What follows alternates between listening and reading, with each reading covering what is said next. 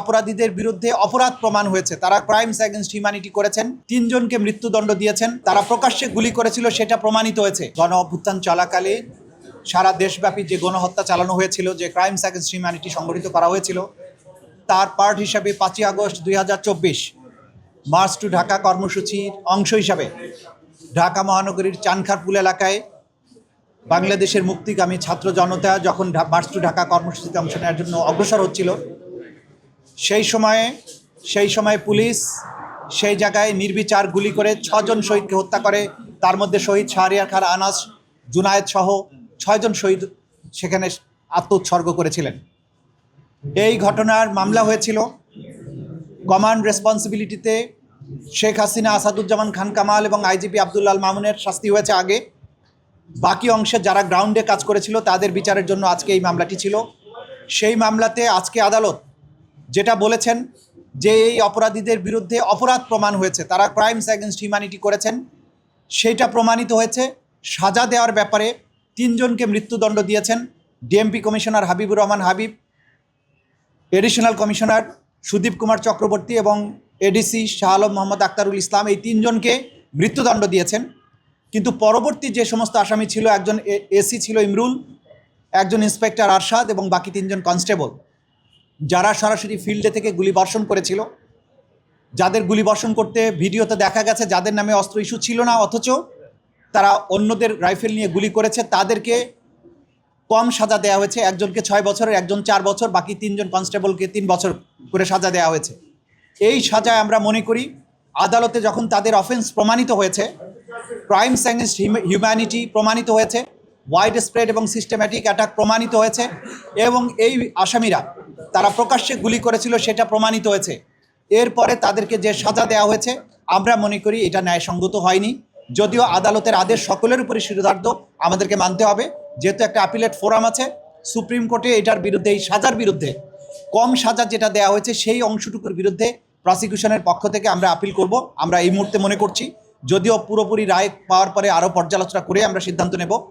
আমি মনে করি জুলাই অভ্যুত্থানে যেভাবে আমাদের তরতাজা তরুণীরা জীবন দিয়েছেন এবং যারা সরাসরি এখানে গুলি বর্ষণ করেছে তাদের অপরাধ প্রমাণিত হওয়ার পরে সাজা অল্প হওয়াটা এটা ন্যায় বিচারের সাথে সঙ্গতিপূর্ণ নয় বলে আমরা মনে করছি।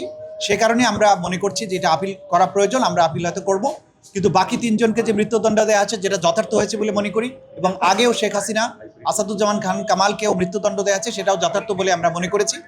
এই পর্যন্ত আমাদের আজকের বলার ছিল। আমরা প্রত্যেকের মৃত্যুদণ্ডই চাইব, কারণ হচ্ছে যে এই অপরাধের সাথে সম্পৃক্ত ছিল, এটা কোনো সাধারণ মার্ডার নয়।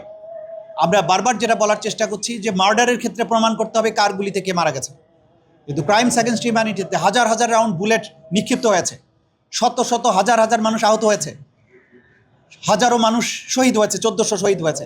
সেখানে কার গুলি থেকে মারা গিয়েছে সেটা প্রমাণ করা ক্রাইমস এগেইনস্ট হিউম্যানিটির ক্ষেত্রে প্রয়োজন নেই, এবং সেটা প্রমাণিত না হওয়ার কারণে কেউ সাজার থেকে রেহাই পেতে পারে না। এটা হচ্ছে আইনের বিধান, ইন্টারন্যাশনালি রেকগনাইজড প্রিন্সিপাল। সুতরাং সেই জায়গায় সেন্টেন্সিংয়ের ক্ষেত্রে যেটা হয়েছে সেইটাকে আমরা মনে করছি এটা ইন্টারন্যাশনাল স্ট্যান্ডার্ডের সাথে যাচ্ছে না, সে কারণেই আমরা আপিল করব। কিন্তু তাদের অপরাধ যে প্রমাণিত হয়েছে এবং এই অপরাধটা যে ক্রাইমস এগেইনস্ট হিউম্যানিটি, এই প্রসঙ্গে আদালত যে অবজারভেশন দিয়েছেন সেটা সঠিক আছে।